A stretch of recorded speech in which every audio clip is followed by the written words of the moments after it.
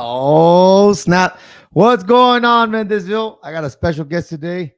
Been trying to get him on the show for a while and some of his former players. Tonight, we're going to be talking about history. Big fan when I was young. We're also going to talk about some coaching philosophies, player development. We had around the valley some football camps out there. Hopefully, everybody had good football camps. The kids enjoyed it. They're learning. We also had some football clinics, talking X's and O's, getting ready for junior high football. I'm excited.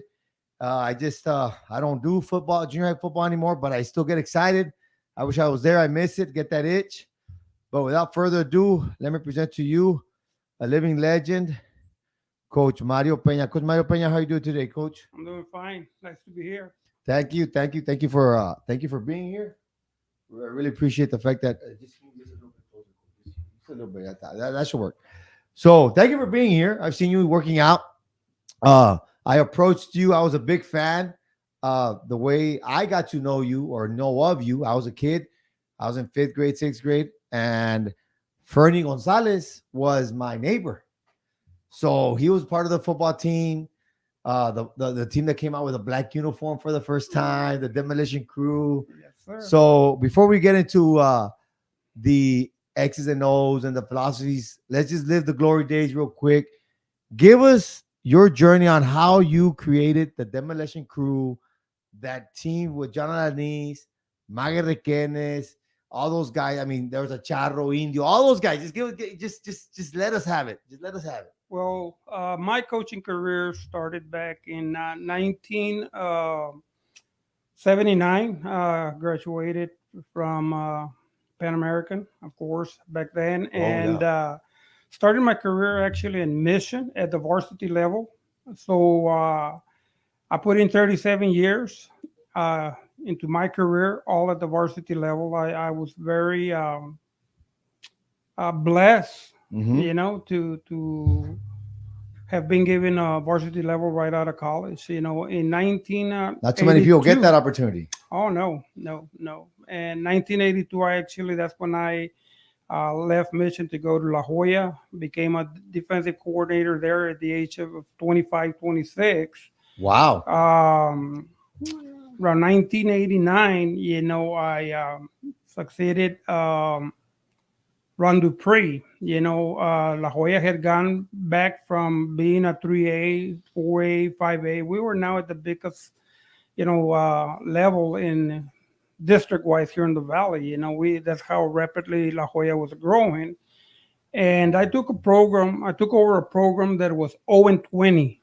That was with Ron Dupree. Under Ron Dupree. Because Jaime Medina told me he had. Where does Casas come in the mix? Casas was there when I went to La Jolla, and I Okay. became a defensive coordinator under Casas, and so actually in about 89, 90, I took over the program. I took over a program that was basically in a hole. There was about 50 kids left in the program, and From defensive coordinator, you took. to head football coach, athletic director. Oh, Yeah, both. both. So back in the day, you did yeah, both. both. And I remember when I took over, people were concerned that I was gun ho football and I would kind of disregard the other sports. But one thing I learned from the late Roy Garcia was From that I Mission. needed to put the same emphasis on all sports, female, male, sports, and provide equity, which I did. We turned the whole program around, and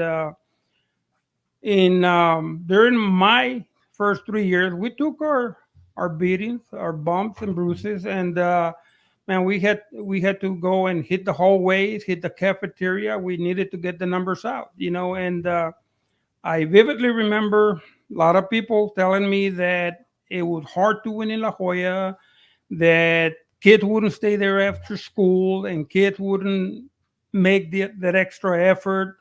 And I just did not buy into that. When I first took over the program, I knew that we had to change the Mhm. culture. We had to, change the mindset, and we had to set a foundation in place. And actually, in 1993, we made history. First football team to ever get into the playoffs since the inception of the football program in La Jolla. But First ever. first ever, yeah, there was a proclamation. Billy Leo had a proclamation declared for that football team, and but I know that our 1992 football team should have been the first. Actually, we ended up maybe 4-6 that year, or 5-5. But man, we lost about 4 games by 1 point, Oh, those 2 point. crucial ones. Yes, special teams actually. And I know that uh, after that, I went hands on every facet of our special teams. I kind of realized that if the head man is involved, kids are going to take it a lot more serious than allowing someone else to do it. I So see. that year, I mean, we started. I know my reputation is for what I've done defensively.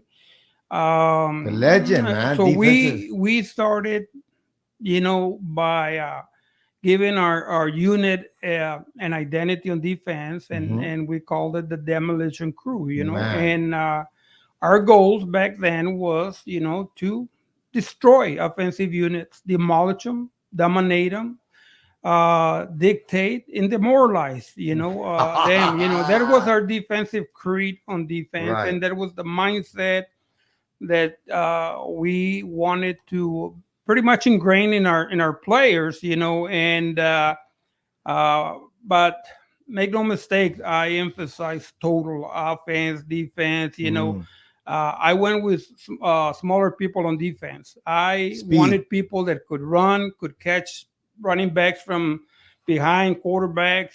So our biggest linemen, our biggest people were on offense. Normally, I would tell my offensive coordinator, take the best two after the offensive line, take the quarterback, take the running back. Then, I mean, we still went and learned two positions, Right. because we still had one or two kids that had to go both ways because they were that numbers? good. They were that Oh, good. they were that good. Okay. Yeah. So, but if we could, we wanted to go 11 and 11. I mean, it helps, when you're rested. Oh, absolutely. But in '92, our defensive unit ended number 3 in the state, allowing 133 yards a ball game. That's something that's unbelievable, But then for the next several years, I mean, there was the reputation, 93. Like I said, we made history. We made the playoff. What are some of those players on those teams? That I can remember, of course, Right, of course. like, of course, thousands of kids, but I mean, our quarterback, John Alanis, of course, we had Neno Flores on defense, we had Jaime Ibarra on defense, I mean. Is that when Rhino was around? Was that Rhino or was that later? Hector Garcia, yes, he's Garcia, around right? that area too, yes, of course. In '95, I get Joey Garza. That's right, Joey Garza. Joey Yeah. Garza and those guys, Chenan Hernandez, So yeah. if I see him El Indio, everybody knows who Luis Guerrero is. El Indio is unbelievable, man. I can tell you some stories about that guy. Yeah. '93. We like I said, we made the playoffs, and we were going to face San Benito. At San Benito, I think San Benito was ranked 13th in the state. Yeah. So their head man, Tommy Roberts, wanted to televise. Normally you don't do that game day because of UIL rules, Right. unless you sell out. So I remember Dr. Zamora said, "Hey, let's do it. Whatever we have to do, let's have this game televised." We were going in. We were about 28 points underdog, and Man, what a I get game. told some people that are close to me that I said, we're going to shut them down. I said, we're going to do some things that nobody has done to their offense. They ran the white stack. They were overloading. And we played them, and beat them 10-7. I was there. And I was there.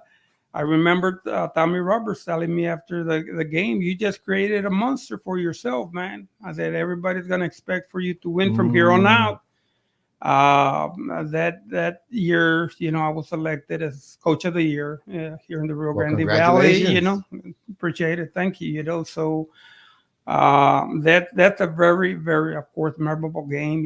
And 2 years later, '95, we play, of course, the powerhouse in the Valley, Harlingen, Mm. and their head man is Bob Boyd. Is that the sorry? Is that the game where you beat San Benito and you go to Victoria?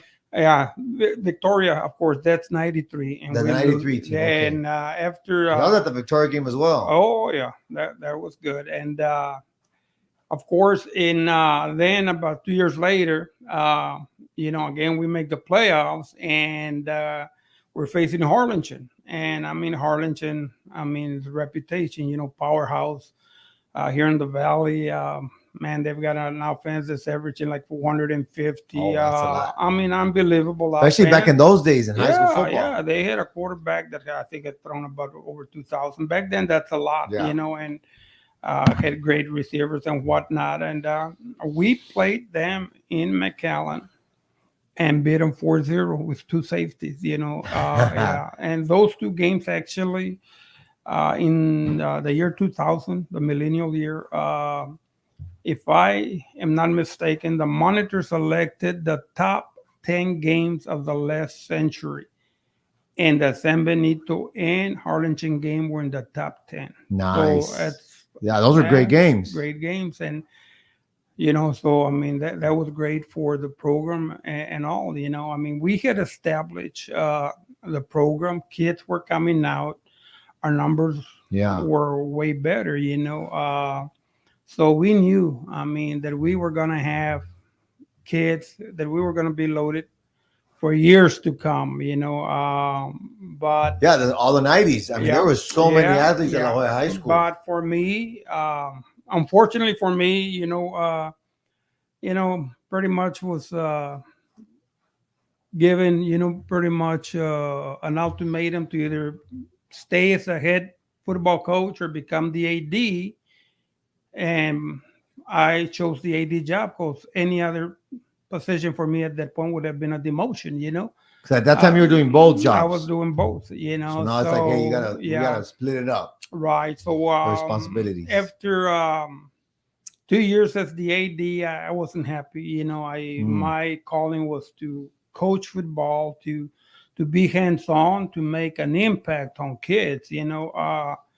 I can tell you that a lot of my ex athletes from La Jolla, when I see them, a lot of them will come back and tell me, Coach, I'm where I'm at because of the lessons that we learned from you, what you taught us during our football years. Because ultimately, Rudy, aside from athletics, there's nobody else in the school district that teaches character building, outcome driven goals, that we want our players, boys and girls, to know how to survive after high school life, Yeah. and Kenny Veroja spoke about that today at yeah, the clinic. yeah, definitely. It's very, very important, and I mean, a lot of people don't realize that the lessons that we're teaching our kids, man, is going to carry over on to life after football, after high school, and those are the things that are rewarding to me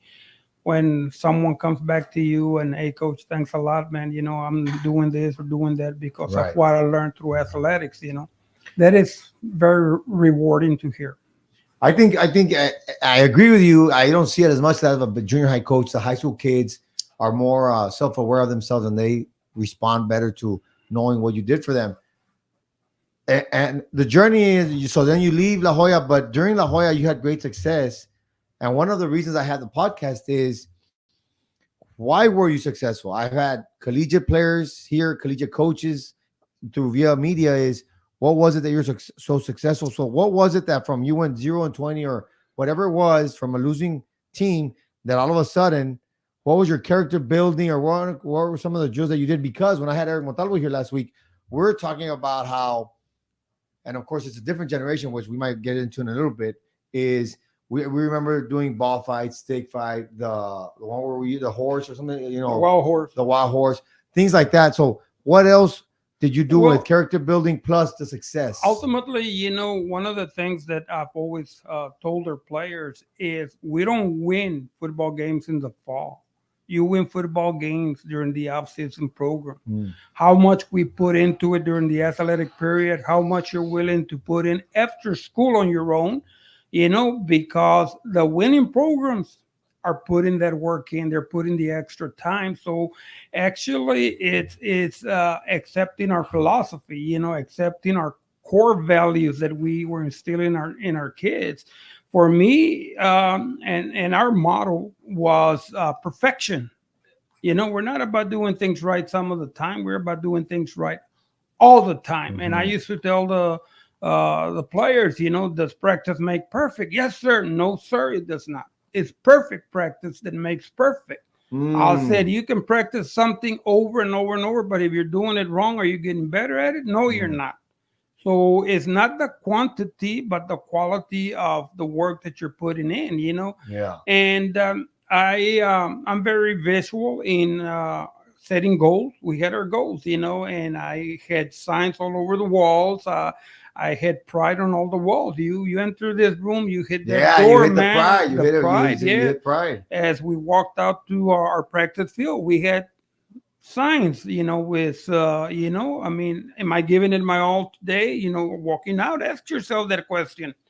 Then walking out, did I give it my all or not? And Mm. then we put our schedule out also on a bulletin board, so that we could track our game. So a lot of visual motivation as well as a lot of mental, and it's kids buying into it. Our off season was strength and conditioning.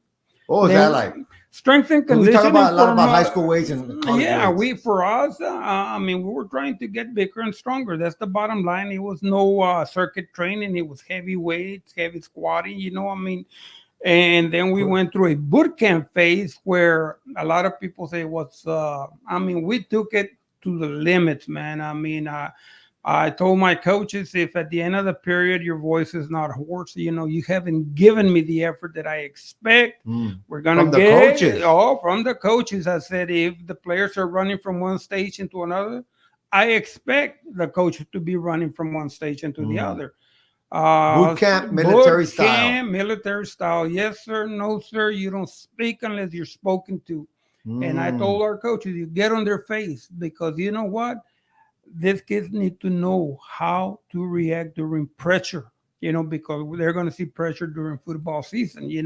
I don't think And I don't think that kind of stuff would work well nowadays. well, I People mean, get that's what upset. I hear a lot of times, that Parents would the get more old involved. way, but that is, But it worked. you're teaching It's a discipline. different That's what you're generation. doing. And I remember telling our kids, this is not meant to break you, man. It's meant to make you. You need to realize that your body can go through a lot. Mm. I've never had a kid, dehydrate out on me, whatever. I'm not from the old school mentality. Right. I'm not giving them water. Hey, if they need They water, need water. they got water. You know that happens still. Some people don't give them enough water. I'm like, what are you That's talking I don't about? I don't believe that's not being smart. That's why we've got student trainers nowadays. If a kid needs water, man, I would hate to have someone just Yeah. die out on me Just because you didn't because give them water. that has nothing to do with being tough. The body just needs We hydration. have hydration, especially in the heat here in South Texas. Hmm. You got to be smart as a coach. Right. And the kids know. I mean, I used to tell our players, I mean, I've got your back, but you have to really mean that, and they need to see it. When it comes to academics, I mean, we're out, walking the halls, not asking for grades, but helping our kids as much as we could. I always told the players, about, man, don't let anybody put you in the back seat. Don't let anybody label you that you can't do this or can't do that. I said, I come from the barrios, and you know what, man, you can attain anything that you want. I said, as long as you set your mind to it, I might take you 4 or 5 years, compared to others doing it in Right. 4, but perseverance will get it done for you. And those are lessons going back to to building character in our players. We talked to our players a lot about pursuing a college degree, going to school, doing something beyond football, and sometimes we coaches don't get credit for that, but I guarantee you that a lot of coaches are talking to their kids about academics and about going beyond The high different school. avenues Yeah, that and if you don't exist. want to go to college, well, then go to a vocational school. Hmm. But we are stressing that, and I guarantee you, the coaching community as a whole is doing that. Yeah, no, absolutely. I think when coaches, we really do care. We're like a second father Yes, for sure. exactly. As like Joey Garza, for example. I mean, Joey Garza, everybody, oh, don't give him a chance, coach. Oh, Joey Garza was involved with gangs back in the day. I said, kids will change, man. When we took over the program in La Jolla, Rudy, we declared amnesty. Mm. We said, hey, if you've been in athletics in the past and you were kicked out for whatever reasons, don't matter. We're declaring amnesty. Come out, join the football program. Mm. Of course, once you're in our program, that's our rule. You do Yeah, things right. according to our rules, our Mhm. policies, and for the most part, kids will test you, and Of and course, and they it's know part of the whether coaching gig. whether you're sincere about what you're doing or whether you're not, and they can read a fake. I can guarantee you that, but man, those are, like I said, memorable years for me. That was my first head coaching job, Oh, that athletic was the first one ever. first La head Jolla High coaching job. School. I was 31, 32 when I took over that position. I was at that time, I was probably the youngest athletic director, in the area, 'cause I was about 32 So, years oh, old. because you came in as a. Athletic director, head football So when coach. you came to La Jolla, you became in as the I head came coach. a defensive coordinator Oh, defensive for coordinator. about 7 years before I took over the reins. The 3-3 stack. 3-3 Y stack, of dale. course. That's what nobody was running. Yeah. I so but I got a lot more multiple after that. But everybody knew me for the 3-3 Oh stack. man, I think Yeah. it's you're the legend with the 3-3 stack. So what? One question as a kid, and back in the days, how did the black come about? Well, actually, Because be, it looks so cool. It because looks so cool. for me it was to intimidate people. Honestly, it was to intimidate. Of course, I sold it to our superintendent that I wanted black because I mean it really hides the ball when you're handing off the ball on offense, makes it a lot harder to see. Mm. But from the defensive Oh standpoint, man, I wanted to intimidate with people. that red trim, white And number, we did man. not wear any logos on our helmet. It was just You get those black. stickers? No, you We get those gave the stickers. we gave the What stickers, was that but about? those are basically awards that you get for your number of tackles or Uh your huh. number, Like a little award. interceptions. A little award, Mm. motivational, and we had it for offense as well and special teams. It was a way to motivate our kids to play a little harder on the field. Everybody wanted to get those little, awards, and but I know uh, football is an aggressive sport, man, and Man, it's so I violent. It's know violent. I tell people, and I don't shy away from it. I taught aggression. You I taught said aggression. violent. I said I don't teach chip shots. We don't teach. People can say whatever they want about Coach Pena. I've never in my career been kicked out of a football game. Right. And our kids, our defensive creed, like I mentioned, is the basically the 6 Ds, Mm-hmm. and demolish, destroy, dominate, demoralize, dictate. But the last one was Big. discipline. Yeah. We play with discipline. We don't beat ourselves on the football field, and that's what we Man, live that's so by. cool. That's what we live by. So I know that my next head coaching job was in San Benito. Oh, you went there. I went from La Jolla. I went to Edinburgh North as a defensive coordinator when I left La Jolla. I took over a defense that had allowed about 350 the previous year, a ball game. My first year there, we won district. We tied for the district title. The year that Edinburgh went to the semifinals, we beat Edinburgh. Mm. The defensive unit that I took over became the number one defense in the valley. You're still running a My 3-3 stack at first that year, time? yes, sir, 33 stack, and also we ran a 4-2. I like the 4-2. Uh, I remember Coach Alanis telling me, "Hey, man, we don't. I know you put your best athletes on defense in La Jolla. No, I didn't. So he said, "Well, man, my three linebackers at Edinburgh North were 6'2", 6'2", 6'1". Never had that size That's in nice. La Jolla, Yeah. and they were all running about 4'5", 4'6". So I Even mean, better. unbelievable. That year, that unit, I think allowed maybe 150 plus for the year, which is very good, very very good. So number one defense in the valley that year. So I was Man, there those were good two numbers. years. 2 years. Then I came to Cherlin.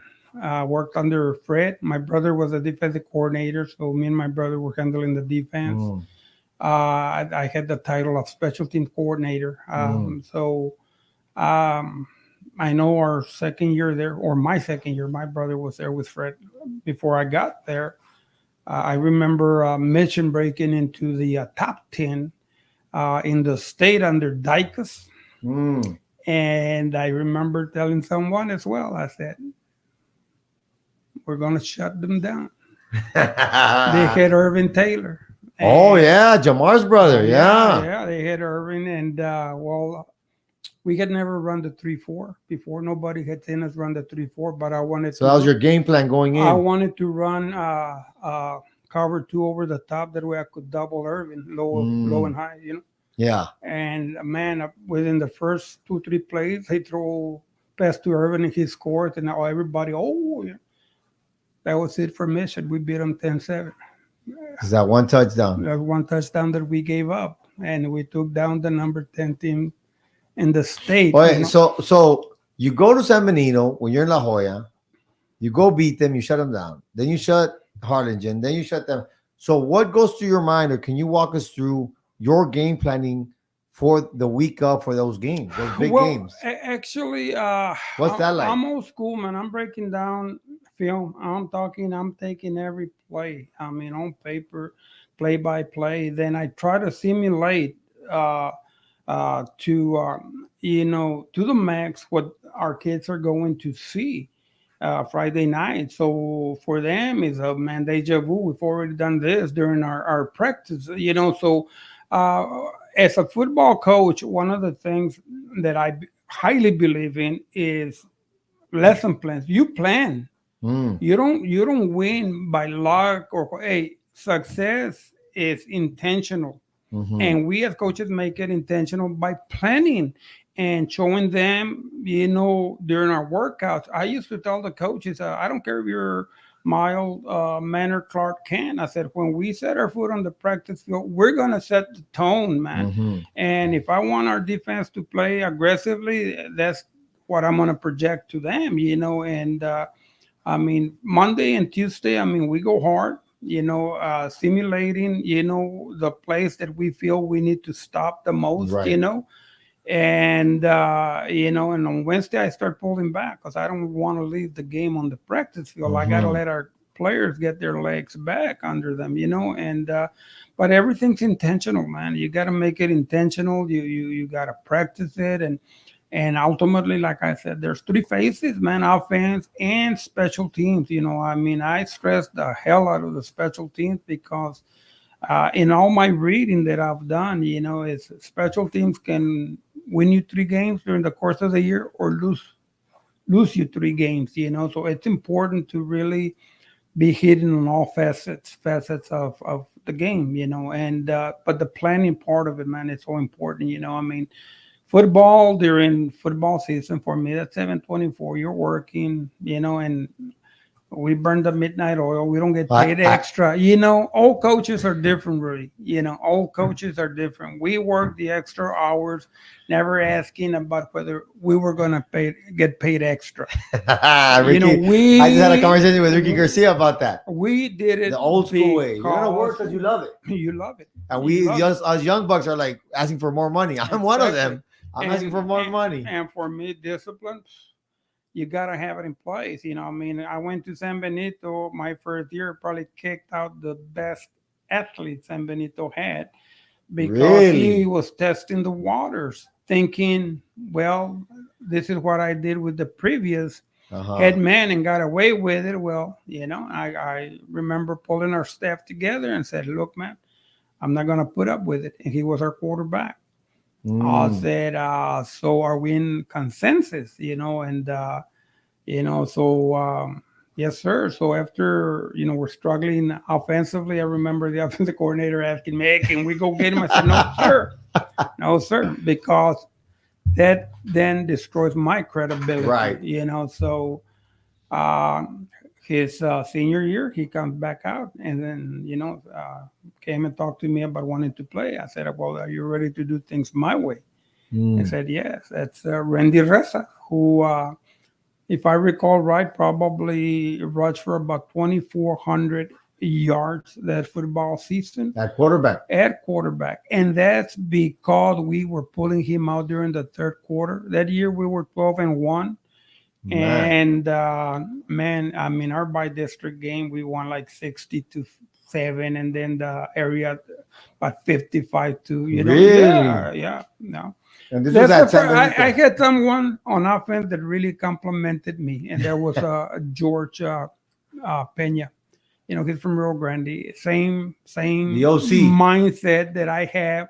Same. I mean, he's the first offensive coordinator that when he saw that I had the defensive creed on the wall, he said, no, sir, coach, that is the team creed. Because the same way you feel about playing defense, that's the same mentality that I have for the offensive unit. We want to destroy The defensive defense. unit. We want to demolish it. And you dictate. So that's the way that became then the team creed, you know, the 6 Ds, you know, Nice. and yeah. So What's the furthest you made it in the playoffs? Third round. With that was with San Benito or San Benito. And actually, man, when in San Benito we had a lot of success. Playoffs, 5 out of the 7 years that we were there. Came to Mission in 2009. I think that Mission had not made the playoffs since they divided into 2 schools. Oh, when they got Mission Yeah, Reds. so I came to Mission, and our first year we won district. We were 9-1. We win. What do you attribute? What do you attribute to that kind of success? Well, let me tell you, and again, it all goes back to the off season. When I first came to Mission, you know, about the second week, coaches, I kept some of the coaches, not a whole lot that were there with the previous administration. Okay. But they tell me, you know what the word in school is, coach? That Coach Pena has taken over the field house. And I said, what do they mean? There's no messing around at the field house anymore. There's no playing around. It's business, you know, and they're not going to, I remember some tried to challenge The what students. we did. Yeah, the football athletes to see what they realized very quickly that, oh, shit is different. Yeah. It's different with Coach Pena. And I remember when we went boot camp. Oh, so every year, no matter where you've gone, you've always done the boot camp. Competition phase, The competition phase, yeah. Which I was stick fight, the fighting and all that to make them aggressive. Well, again, you know, and it's taught. You got to teach it. Yes. And so I know when we did it in Mission, after my 2009 year, we won district. Some of the seniors, weren't relaxed. That their last year, they came to me and they said, you know, Coach, honestly, when you came over, man, and we were doing boot camp, we thought you were crazy, man. They said, the way you had us going, the way you had the coaches going. And I said, hey, but it's work. Rudy, one thing about, I guess, my career, Mm, I have never been blessed to have taken a program that was winning. I took over programs that were mm. down. I mean, I took over La Jolla when they were 0-20.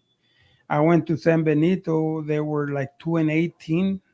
Came to Mission, they hadn't made the playoffs. We made the playoffs. If I'm not mistaken, I'm probably the first Hispanic coach to win district titles in Mission, and Really? I'm proud of that Right, of course, because as you should I'm be. proud of my culture, Yeah.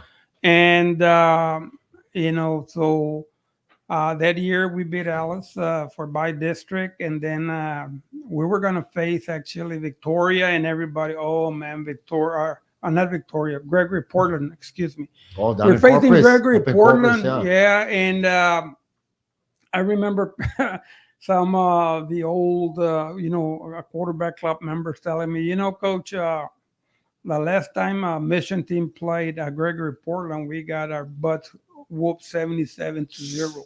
Ay, that hurts. So they're saying, man, well, I'll tell you what, we have a 7-6 lead with about 3 minutes Oh, to close go. game. 7-6, and The field goal about difference. fourth down for them, and they're going. It's raining, it's cold, and Yeah, they're it's good late, running it's that back. late fall, yeah. Their good running back broke like a 40-yard run on us to score, and that was the difference in that game.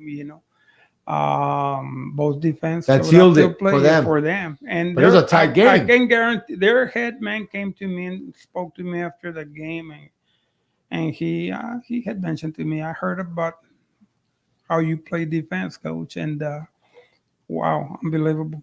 I said, and then he complimented our middle linebacker Rudy Lopez.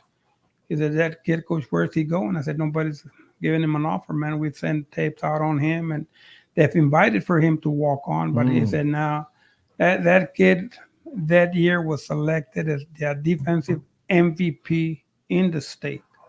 And he didn't go play ball? No. In San Benito in 206, I had a defensive lineman selected as the MVP in the state as well. So I've had. But those guys go play ball, no? Joey Nunez went to play it at Kingsville, Okay. but typical after the first year he came back home. Girl problems and Stuff like that. Your typical Valley story. Yeah. But I mean, It's a bummer. that kid could play, man. Both of those kids could play. Unbelievable. All right, coach. As we speak, and I going through my mind, and I mean, of course, I know a little, very. I'm like 10% of your whole history. But when you're talking about aggression and the fact that I was in that, do you ever worry, or I don't know, like, because I mean, I know like the Indios, those are the guys I know, like the Joey Garzas, those are the guys that I didn't even know them, I knew of them, right? So is there a way, or like, do you switch it off, or how do you train them to make sure that it's only on the football field, or how does that work? They know, honestly, and we do talk about it. Of course, we never had, actually. Our high school administration really has seen the transformation in the players, that since we've taken over and instilled the mindset, like I'll tell you a funny story about Luis Guerrero. Those are the best, El the stories. Indio, Luis Guerrero was his name. Yeah. El Indio. We've got the by-district game against San Benito, Mm-hmm. and we're waiting for him. Everybody's in the bus. So I told my D-line coach was my brother. And Indios are nose guard. I said, no. I said, let's go. Se paraba y jugaba atrás arriba. Neno was the starting nose guard, but got hurt. And the backup was actually Indio. So we left him. Behind. So we're there, pre-warm-ups, getting ready for the game against San Benito. And lo and behold, Indio shows up. Our assistant principal, Benito Sainz, brought him over, and I gathered the coaches, and I said, well, do we play him or not? I said, let's have coaches staff meeting. meeting, and Decide. You tell me, and so, well, coach, consensus was, let's not hurt the team. We'll punish him later on Yeah, during extra the week, work or whatever it discipline, is. Yeah. whatever he has to go through. That young man had a hellacious game, and I don't know, Yeah. like 15 tackles plus. I don't know. Indio being Indio. Yeah. Yeah. But then, we remember the old cage and the drills in the cage. Where Yeah. he would do the drills and he come out jumping, and one push up for the coaches and one for the team. I mean, just great attitude, man. Yeah. Unbelievable attitude. He's just, those kids. It's like Joey Garza. Joey Garza. I can tell you a story on Joey Garza too, and I don't know if it was. They'll appreciate it. They'll appreciate the story time. For our playoffs game, apparently Joey got jumped on the way to the field house by the gang, by a gang. I don't know who. Because back in those days, the gang thing, the LCs, the trenches was a thing for some odd reason. He comes, and I mean, he's bleeding from the eyebrow and all that. And I said, okay, Doc Walker, what can he play or not? Well, I'm gonna put a bottle of Joe. Man, one of the best Coach, Doc Walkers. He said, awesome. Coach, I'm not missing this game, Coach. He said. Oh, you wasn't gonna play. Yeah, the coach said he's not gonna play. Doc said he could play. Oh, he could. But he told me he's hurting, Coach. And Joey said, no, sir, Coach, I'm playing. I said, I'm not gonna miss this game. And yeah. I had again, if I'm not mistaken, I think Joey had an interception for those. We won 4-0 with 2 safeties. Yeah, he had one of them. Something like that. But I mean, he had a hell of a game. And Joey, I got to coach his son. Joey was like 225, but could run, man. Yeah. I mean, Joey could move, and but again, I mean, I got stories that unbelievable, man. Like back in the day, we had El Martillo, Eleazar. I'm trying to remember his first name, but you're talking about a kid that could hit, man. I remember we're playing Rubio. His name is Rubio. We're playing far. The Bears had just whooped on Los Fresnos. They had a back that had run for about 300 and some yards. And our kids said, hey, coach, that ain't going to happen. This guy, now after getting hit, I remember the guy getting hit so hard by Rubio that they didn't want to carry the ball anymore. I think he got like maybe 40 yards. After a 300-yard game to 40 yards. Shut him down. Well, Harlingen, we held Harlingen during that by district game to under 100 yards. A team that was averaging like 400 to under 100 total yards that game. In those days, I mean, I know now it's the spread offense. Everybody runs up RPOs. Were people running RPO at that time, or was it more pro formation, they were, I mean, formation, the pro set, whatever? Yeah, I mean the era of the Dicas and those guys, Rusty Dowling, they were here already. That's why when during my early years as a defensive coordinator, I was running a 4-4, the Penn State 4-4, because everybody here was running the ball. Yeah. And when when Mission came, and you're talking about 9 out of 10 times that they come at you, it's a pass, or shoot 10 out of 10, and it was hard to prepare for them. Who was playing there? Lupe? Was it the Lupe or Detmer? I am trying to remember if I ever, I might have been a defensive coordinator, but not a head coach. But I did go up against Coy Deppner, and I remember, man, and I used to tell people the setup and how he gets back is unbelievable. But, once we turned the program around, I think that the highest compliments that I've gotten from Sonny Deppner, because he said, Coach, I've seen people that blitz, because you blitz, Coach. You come after people. Yeah. And I always tell people, man, I hope they blitz because I'm going to put 60 points. He said, but when it comes to you, I can't do that. He said, you are so sound in what you're doing. I had spies. I went and studied what Sonny Deppner did offensively from a guy in San Antonio that used to coach for Sonny Deppner. And I learned, actually, the offense that Sonny Deppner was running. So a lot of our linebackers, before the snap, a lot of times we knew what was coming. Which is a big advantage. Oh, yeah, because we taught them, if they come out in this certain set, expect this or expect the tight end dragging or so I mean it goes back to, like I said, making it intentional and repetition, repetition, repetition. Yeah, The more rep they get, the better they're gonna feel game day, or game night. absolutely. And the reason I ask is because now we see more spread offenses where I don't know if the 3-3 is the same, more of a 4-2, 4-3. Who knows? I don't know. We were I think I was one of the first probably to go into what, and people can call it you know a nickel, and for me is we went to where we had five guys in the secondary. What Mission did that a lot of people weren't doing is they ran vertical routes. They were putting three levels on you. And if you had a defensive front so much oriented towards stopping the run, you would never stop their intermediate routes. And then Mm, if they ran dig, they would fly your free safety over the top and hit you with an intermediate pass. So yeah, I had to evolve. right. I remember that I dumped the Penn State 4-4 Mm, before going to the 3-3 stack. And I remember I had gone with the coach that I took over for, Ron Dupree, knew Hell Mummy. Hell Mummy, I think, was in Kentucky. Hell Mummy's been a college scorer. mm. And I remember when he started putting things on the board, and I said, "Hey, coach, can you please explain to me what a vertical stretch is and a horizontal stretch? Because we weren't seeing those things in the valley before." Until Mission. Then you start to understand what an offensive coordinator is doing. Right. Like for me, I read a lot of offensive books, because I felt if I know in theory what the wing T is supposed to do, or the You can, the nasty slot, or the spread, then you can better defend it. So understanding the offense.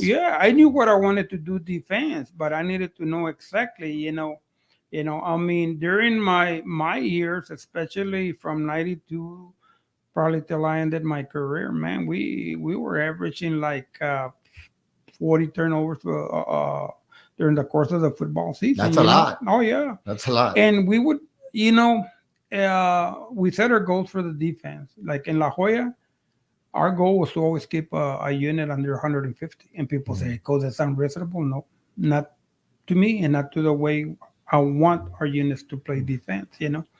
So we set the bar very high, set it very high. And that year that we were like 12-1 in San Benito, I think what made us that year was we played Brownsville. Rivera was ranked in the top 20, I know, under Tom Chavez.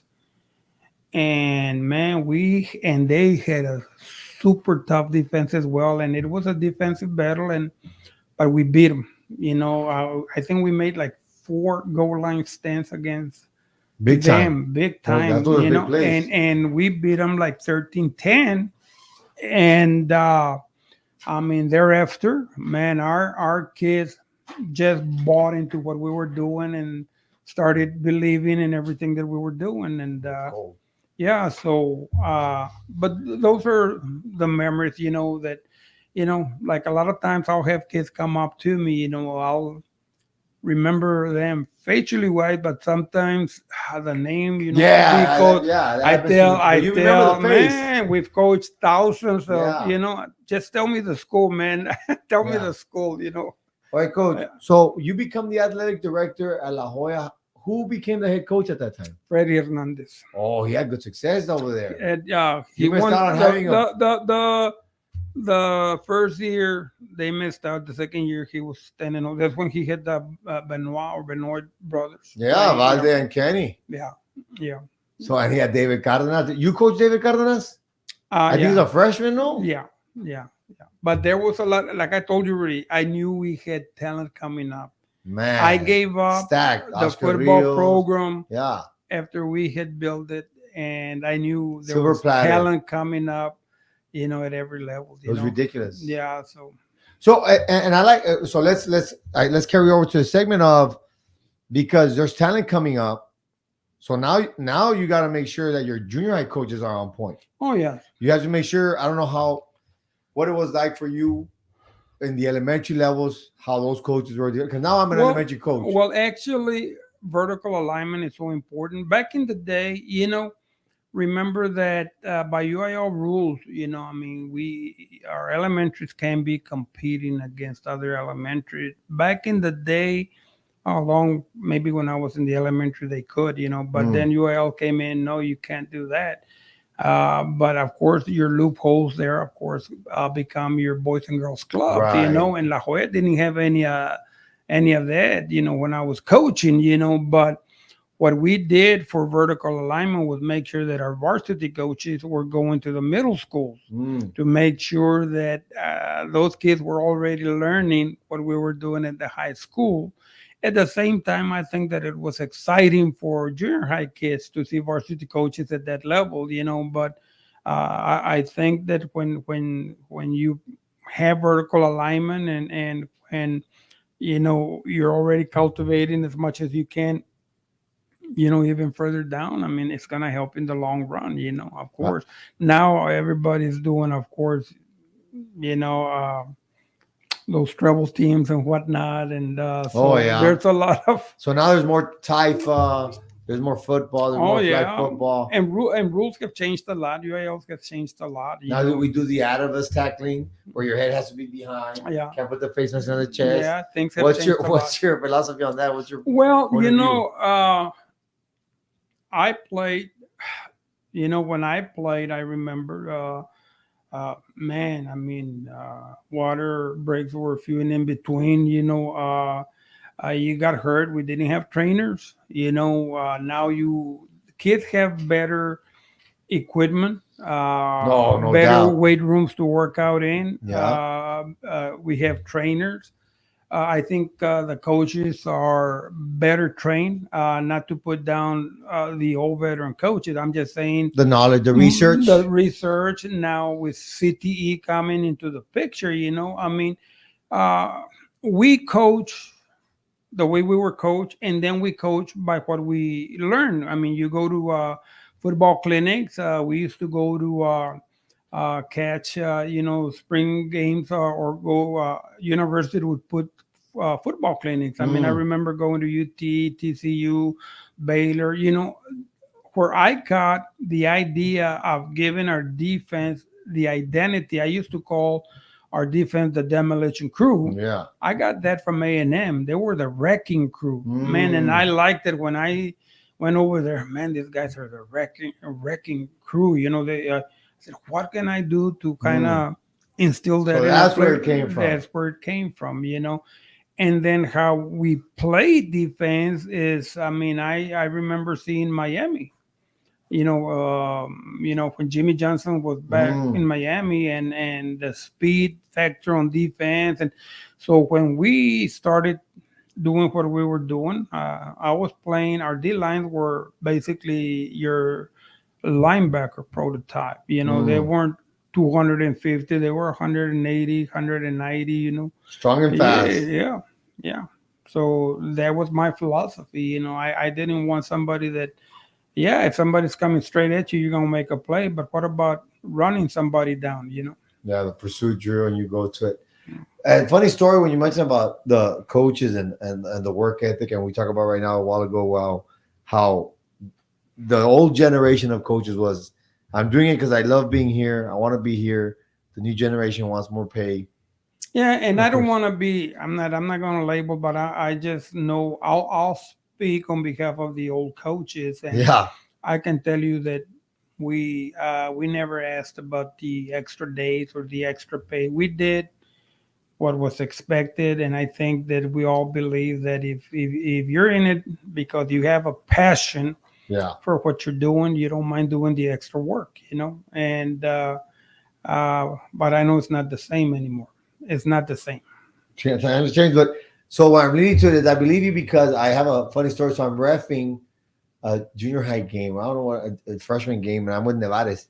He was at Memorial Open when Hmm. they had three junior highs, and he goes, "Nah, man, I coach with Pena," and he would tell us we'd have a family dinner with all the families and all the wives, and he'd say, "Okay, tell your wives goodbye in front of everybody. Wives, we're not gonna see you for the rest of the season. Make sure you pay. You're patient, Pero aquí van a estar Monday through Sunday. ¿Cierto o no es Oh cierto? yes, yes. I told the wife that there would be widows Yeah, for the 10 during weeks, 12 weeks, whatever it was. football season, and that yeah, we I told them they're not gonna be home 7:24, and we're gonna put in the time and work the late hours. I know that there's several times that I actually slept in the field house Did you during really? football Wow. season.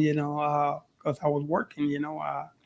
I remember Ruben Farias Senior telling me one Mm. time that I was working the coaches too hard, and I said, well, Mr. Farias, we're doing what it takes to change the program. And that's what it took to change. And it worked. At Yes, that time, it worked. yes. I mean, I've had success. Like I said, down program in La Jolla, down program in San Benito came to Mission. They hadn't been in the playoffs. We took them to the playoffs, so it's worked. How, from your time, because you've been in the game a long time, what kind of observations do you have from the old generations, from the Joey Garzas, the Indios? I know you didn't get to coaches of Benoit's, but then you go to San Benito, you go elsewhere, you come back to Mission 2009. Do you see what kind of observations in the change of kids did you see that changed the game and how everything has changed nowadays? Or are their kids just kids? Uh, Kids are kids, and I think kids will challenge you at the beginning to see, I mean, how you are and how you will react to a certain situation. For me, part of coaching is discipline. If you have no discipline in your football team, you have no foundation. If you say something or you tell them something or there's consequences if you don't do this, and then you go back on it, then your credibility just went out the window. So I think it's important. Now I know with the years, like I tell our coaches, also about, you know, man, we have to be careful with what we say. I will not allow personal remarks on our players. I will not allow, every coach at one time or another might say a cuss word, but if it's the action that you're causing, I can defend that. But if you're directing profanity to the players, Yeah, you don't do that that. that Yeah, it's a no doesn't no. that doesn't fly. I know that I've been labeled, and I tell people, unless you work for me, you don't know who I am. And I've had coaches that have come back and told me, I remember when I was in San Benito, we hired Mike Brunson as a trainer, used to be at Veterans when Carlos Longoria was the head football coach there. And Mike tells me, man, I remember when they told me, hey, man, why are you going to go work for Coach Pena? That he's this and that and that. Mike said after he had worked for me, he said he had come back to them and they asked him, well, how is it? Yeah. He said, you know what, man? I'm loving it. I said, you talk about a guy who's organized and structured, give us trainers exactly the schedule when we're going to water breaks. And if we tell him that a player cannot play, he's not going to put him. I said, where do you all get this? That Coach Pena is this and that. And I told him, Mike, those are rumors. Unless they have worked for me, they don't know who I am. Yeah. I remember George Pena, same thing, worked for me, and he said, "Man, I used to hear that you used to use a lot of profanity," and I said, "No, coach. I mean, am I aggressive? Yes. Do I teach aggression and violence? Right. Yes, but I don't teach cheap shots, man. We're gonna get after you, man. I mean, you better get ready to play football because Yeah. we play smash mouth football. That's what I coach. Like I told, if we need to neutralize speed, we neutralize speed by the way we. I said I used to tell a player, we're not gonna hit somebody, man. We're gonna strike. There's a difference. Yeah. When we did our lesson plans, all the coaches from level one defensive line, level two linebacker, level three secondary, we had keywords and key phrases that our kids were gonna hear. They were Mm. all hearing the same thing. Keywords: aggression, violent, relentless. We were going to be relentless on the field. We're going to strike. Yeah. So on defense is was we're gonna create the phrases, create a new line of scrimmage. Because I used to tell, where do we create fumbles, man? When we go about a yard deep into their side of the ball, Right. Right. we're gonna create. Penetrate So, in there. and then I used to tell them, we're not gonna declare war on the offensive lineman. He's not carrying the ball. So we weren't big. So I'm not gonna go and hit 250, 280. No, we're gonna beat them inside or outside. We're Mm, gonna use what we have, to our yeah. advantage, So it's all ingraining a mindset of how to play Need some water, defense. coach? Yeah, Hey, sure. get some water right there. It's for you. So, and that's what I tell them, So I remember Carlos Longoria seeing me. We're gonna play them, Mm-hmm. and he came to me and he said, "Oh, hey, coach, I gotta tell you, man. Um, because Pharrell Williams came to work at Vision for me. I used to work for him. Man, after talking to Mike Brunson, after talking to Pharrell Williams, they all tell me that, God Almighty, everything that we used to hear about you is not so." Yeah. Yeah, I remember when I got the job in Mission, Yeah. and I'm talking to the superintendent. Rodriguez was the superintendent in Mission, and he says to me, "Well, Coach, I know that there's you have a little reputation." Mm. And I asked him, I said, "Well, do you know what reputation is?" And he said, What do you got? "Reputation is what people think Mm. about who you are. Yeah. Character, because you need to have worked for me to know what my I character got is." you. And nada más se me quedó viendo like, "Oh, okay, coach. Yeah, I mean, if you haven't worked for me, man, you can't be Yeah. talking It's just about outside, me." outside, from the outside in. It's like Elias Martinez just got inducted into the Rio Grande Hall of Fame for softball. Mm. San Benito. Man, that guy's taken the San Benito softball team, Yeah. okay, Yeah. about 4 times to the state playoff. Man. He asked me one time, and actually, no, he told me, he said, Coach, I was asked one time by a sports writer, how is it to work for Coach Pena? I was the AD. And my answer to them was, he's a men's man. And what I meant by that was that, man, that guy is tough, but you know what? That guy will fight for the coaches, and that guy will fight for the athletic program, which This that's is what I that. do. This is that coach. Yeah, What's his name? Elias Martinez. That's what he was answering Yeah. the question. And I remember even the superintendent at San Benito, Mr. Antonio Limon, asked me one time, "Man, with you coaches, it's either black or white. There's no gray. Either Mm. they like you or they don't." And it's like I told him, "I'm here, Mr. Limon, to coach kids.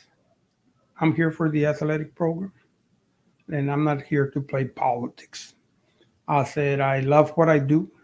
I said, "But the people that validate me are the student athletes and my coaches, because they're the ones that are with me day in and day out. Absolutely. So those are the ones that validate me." Let me. So you mentioned politics and your AD and all these things, and I know now from my perspective and from what I hear from different areas, the sharing of athletes, the multi-sport athlete, coaches being greedy, not wanting to share. What is your take on that? What was Well, that like before? What is it now? What's your take? that's where the AD comes into the picture. That's where the AD needs to be the mediator and make sure that coaches are not coercing a kid to do one sport and not do another one. You're blackmailing your other coach, Well, aren't you? I believe it's like, I'm not blackmailing, but don't you're know. Well, setting him up for failure or what? what Sabotaging. you have a Sabotaging. lot of those issues, especially when track season comes around and a Mm. kid is playing baseball and running track, Softball, maybe? or Does it happen softball? I don't know. and the girls track program as well. Mm. It comes, and I've had to go in and mediate. Oh, and you yourself have had at to the deal with it. AD, I'm the one that brings the coaches in, and I said, Okay. "Look, man, let's keep the student athlete in mind here. That's the most You know, important person. do not coerce him, do not tell him not to go out for this if he wants to, and then we got to listen to the parent. Now we're not going to let any parent come and tell us how to run our That's athletic different. program. That's That's not different. going to Yes. happen. But I would hate to know that you're telling the kid, well, okay, go run track, but you're not going to play varsity ball for me, because Doesn't make we sense. shouldn't be doing that to our kids.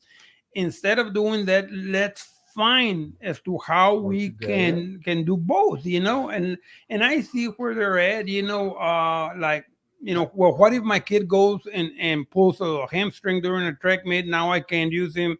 Mm. So we got to be smart, But is if it possible for a track you person? can do it, and we've done it, No I pasa don't nada. know, and the thing is, the bottom line, the time will come, and I've told head coaches, look, man, if there's this young lady in softball or this kid in baseball who's got a chance for a scholarship in that sport, then that's the sport they need to be doing, Right. because why are we going to hurt them in another sport that really, yeah, they're helping you, but that's not where the future is for Right. them. Right. So I mean, it's common sense a lot of times, and showing them how to. Sometimes is, what, this kid can long jump. You know what, coach? Then bring them before school. That way, after school, they go do softball.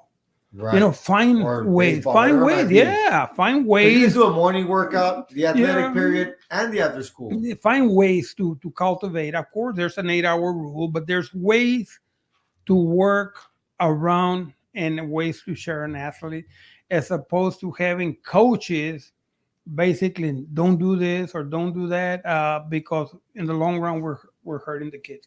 It's like, for me, Rudy, as a football coach, Mm. I would tell my basketball coach, when I That's a hired big one. The football and the when basketball. I hired Roy Garcia, at San Benito as my head basketball coach. I told Roy, after football season, coach, take them, take all the football players. That want to play basketball. After Christmas, after the winter break, after Christmas, January, when you come back in January. if they're varsity players, keep them, coach. But if they're sub varsity, they're coming back to off-season football. Mm. But I helped him in that respect. There's coaches, of course, and no. My kids are gonna go football off season. They can go basketball after school. Yeah. You find ways, to work, I mean, the late Roy Garcia, came to San Benito. San Benito hadn't won a district in basketball for I don't know how many years, and won a district title. But I helped him as much as I could, because, as an AD, Rudy, what you need to remember, and I tell the coaches, they go, oh, the main sports, football, baseball, basketball. Hey, wait up, man. For a golf parent, that sport is Super important. super important. That's the most For important for for your son or yeah, daughter. or for wrestling. Keep that in mind. Yeah. How would you feel? I tell the coaches, if your son or your daughter were in the swimming program and that's it, would you not want the swimming program to be as important? Of course you would. Of course. So that's where, again, the mindset, and I get that's why in your multi schools, of course, you have an AD and assistant AD who are not involved in coaching. Right. But I've worn the hat where I was the football coach in AD, and I Right. had to make sure that equity was being So it's a little bit provided. different Yeah, perspective. yeah.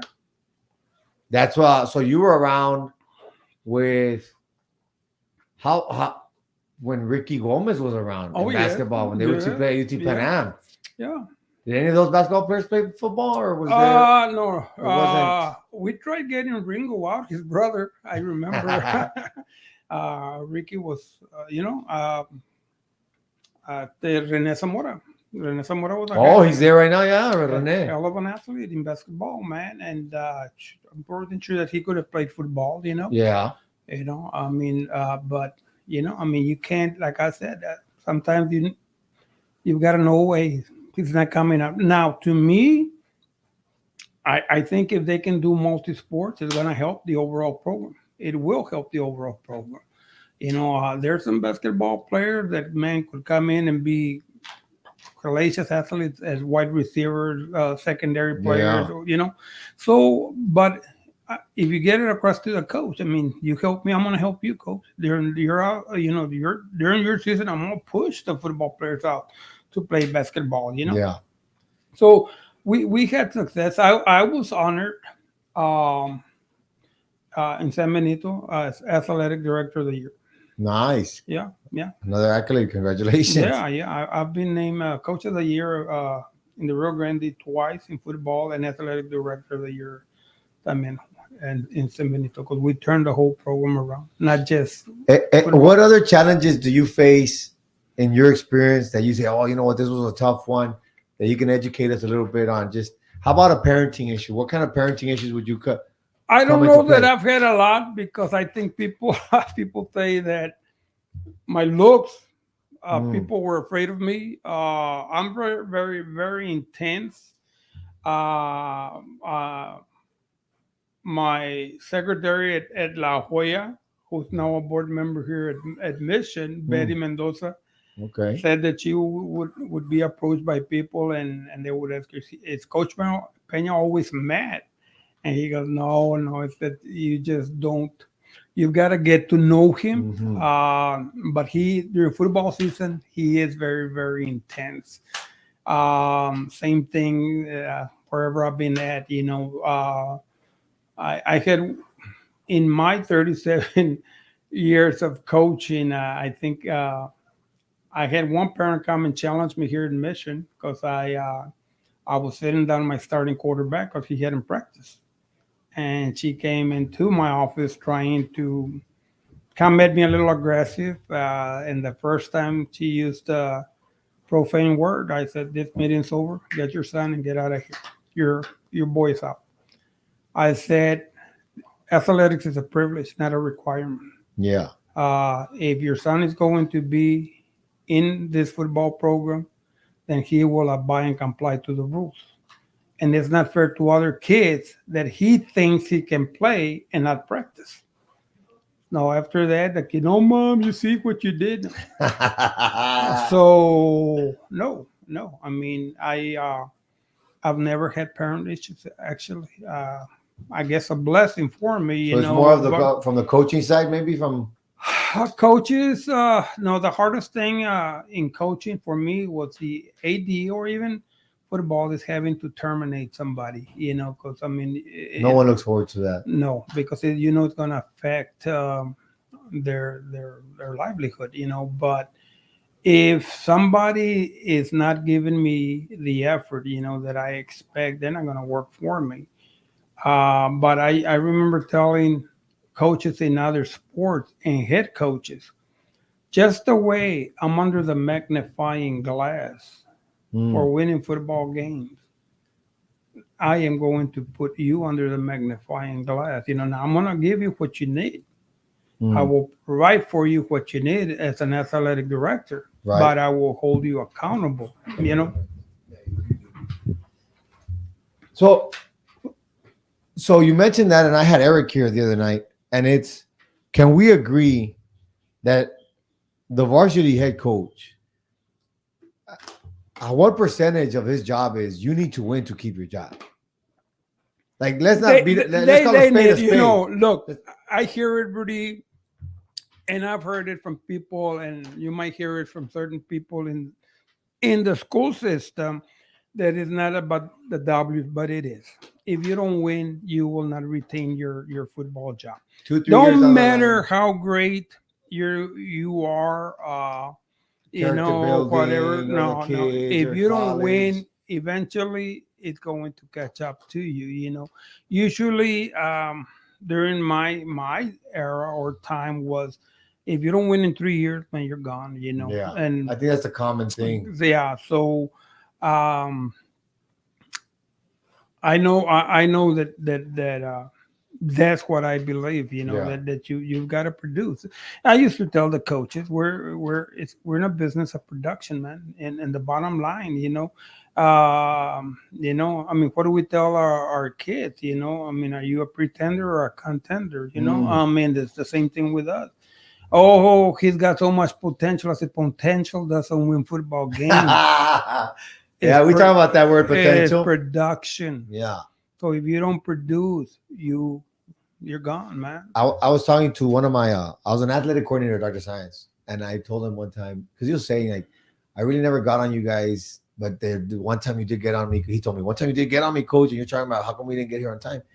And I said, to be honest with you, you have to understand that's probably the worst part of my job, the fact that I have to remind you to be here on time. Like we're adults.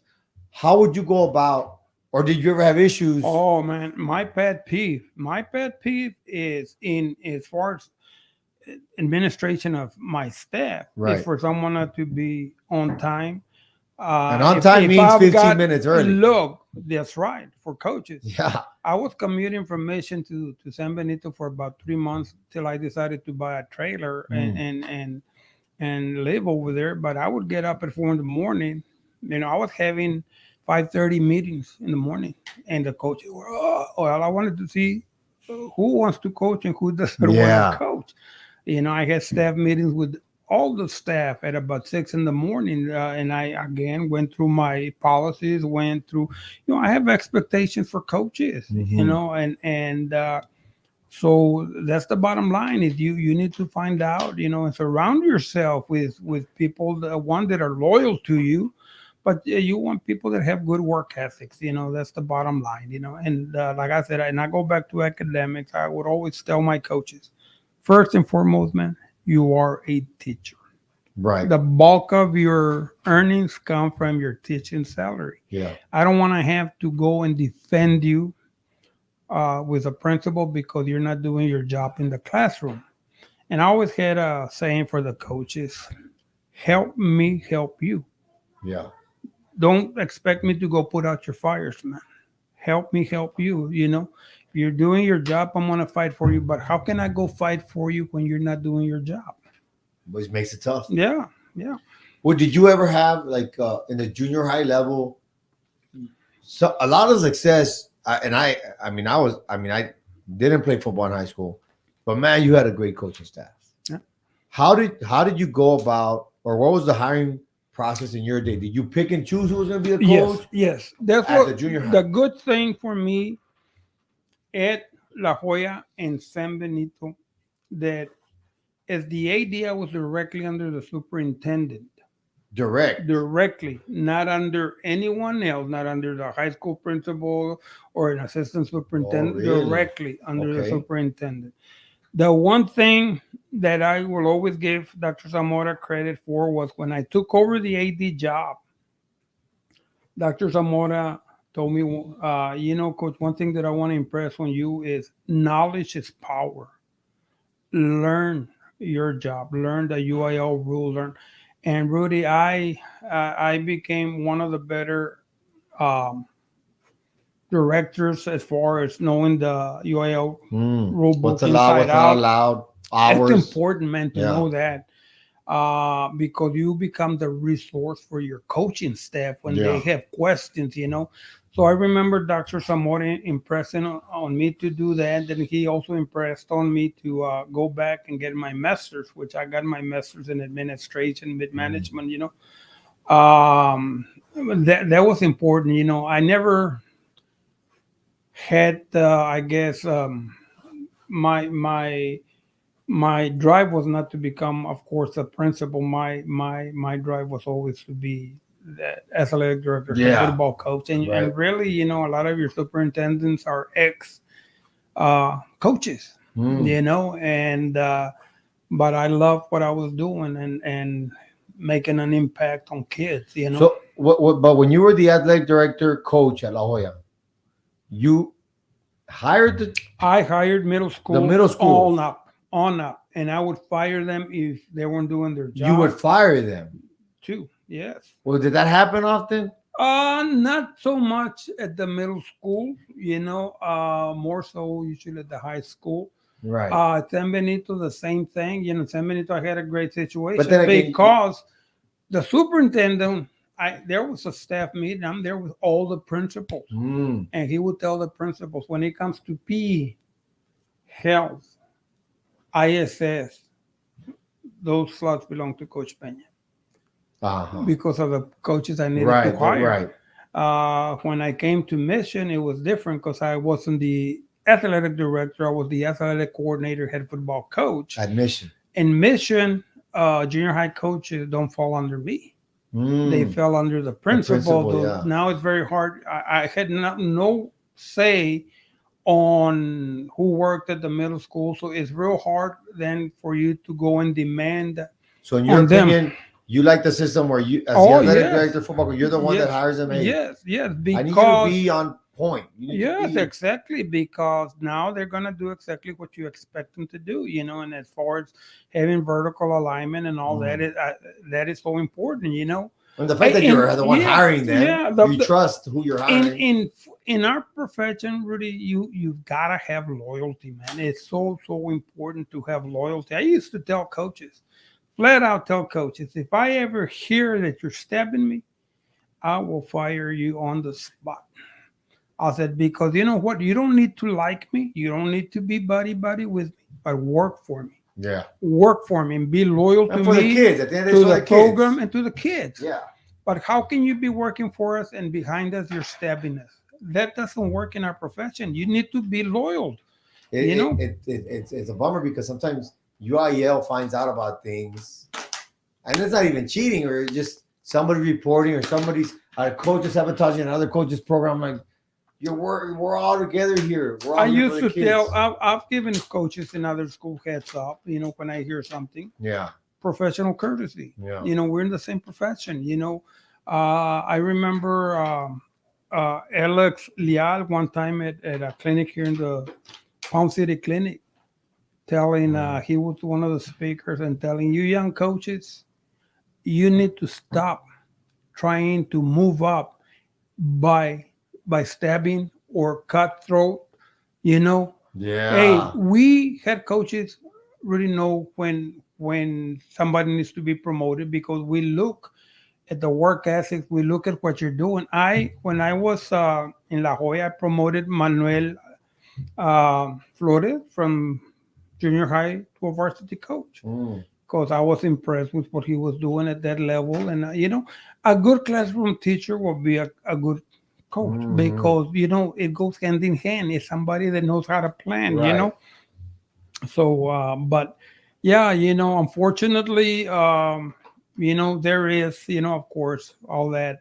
So in those days, and I'm just going from my experience and for the people that watch it from La Jolla is, so were you instrumental in hiring the Rudy Garza, the Coach Earhart, Yes. the Garcia, the Smurf, what's his name? Juan Garcia. Juan Garcia, Juan those Garcia, guys. yeah, Those guys were your guys. yeah. Good guys.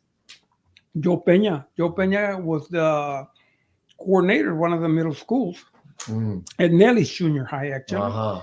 And I convinced him to come and become a varsity coach under me. So yeah, we moved up people that again knew the system, loyal to the system. That's very, very important to have that. As a head man, you're only as good as the people that you surround yourself Absolutely. with. And the people that are working for you. But at the same time, you've got to know how to treat your staff. As I'm demanding, and I hold coaches accountable, but demanding in that I expect the best for the kids. And like I said, don't come late to my meetings because I will embarrass you. Yeah, that's a pet peeve. I will being embarrass late. you in front of everybody, because it's like I used to tell the coaches and they would laugh. One of my, I had a axiom, expectation for the coaches about 25. And one of them was, if I expect my wife to get, pardon my expression, her ass up and take my kids to school, I expect your wife to do the same thing. Don't come to me and tell me that it was your turn. That you're getting paid. You're getting paid a stipend. Yeah. So if I have a meeting and it's an early meeting, I expect for you to be there. Yeah. Exceptions to the rule, of course. If there's an emergency, family comes first, man. I'll be the first to tell you, hey, go take care of it.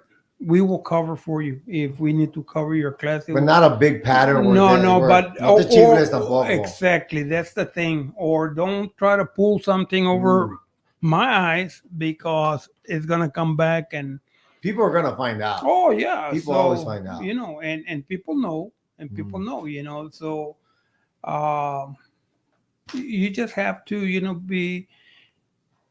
For me, it was I provided lesson plans. I provided everything to. It was black and white. You knew what I gave you your job description. Mm, I gave you your job responsibilities. I'm going to hold you accountable for it. You know what I'm saying? yeah. If you came back to me, coach, let's look at your job description. So I Yeah. mean, but it's a matter of setting the bar high. If you want to win, you got to do things the right way. And you got to put in the time, and you got to do what you know. Don't Absolutely. shortchange the kids, man. No, That's the bottom line. that's the bottom line. Somebody beat us because they were better, but it's like I tell coaches, if I have to go into the dressing room during halftime and make a lot of adjustments, that means I've done a very piss poor job Mm. of preparing to play this game, because Film we or shouldn't have. whatever it Now they was. come out with something that we hadn't seen on film. Hey, we're gonna make an adjustments, or But if I'm having to do a lot, I mean, I haven't done my job preparing the players. Right. Maybe two or three Yeah, plays or yeah, formations differently. yeah. Yeah. And also, I mean, That's one of my favorite parts of halftime. for me, like after a game, every time we lost, I would tell the players, that's on me. I didn't get you ready to win. Mm. But from me, then comes the staff. Right. Yeah, but But you don't want to blame a kid, like, I said one play should have not business. Even yeah. though it happens, a kid did, but one play should have not business. Yeah. You There's a don't, number. yeah, you don't So, want to put the blame on a kid for, no. so Coach, coming towards the end of the interview, and thank you so much for coming. What other kind of advice would you have for the young coaches, the young athletes from all your experience in closing remarks? Well, as far as the athletes, for me and those that I have coached, I mean, all I can say is it's been a pleasure for me, an honor to have coached the kids that I have. To me, coaching keeps you young, man. I mean, um, I bleed, I guess to say coaching, and the reason I say that is, and I'll tell you a story, Rudy. In San Benito during workout, I got swept and I felt on my right hip, and I had hip Working out. replacement. Yeah, practice. And I told the trainers, hey, pick me up, throw me in the back of the truck, get me out of here, and let's resume the workout. And hey, coach, hey, we need to call an ambulance now. When I went to see my orthopedic doctor, Dr. Bassett at Harlingen, he couldn't believe that I was screaming my head off. And he said, you want the bad news or the good news, coach? I said, well, what's the good news? He said, it's not your hip. What's the bad news? You broke your femur. Oh, So he said, you're done for the year, coach. You're done. I'm hoping that I don't have to amputate your leg because of the metal that you have inside, that femur almost shattered. And so I said, okay, so um, when can I get back on the field? And he goes, coach, I said, I'm praying that you don't lose your leg. So You're, they put cables around my leg. I convinced Coach Bassett to let me go back to work in 2 weeks, and I'm coaching from an electrical wheelchair. So that's passion, right, for me. yeah.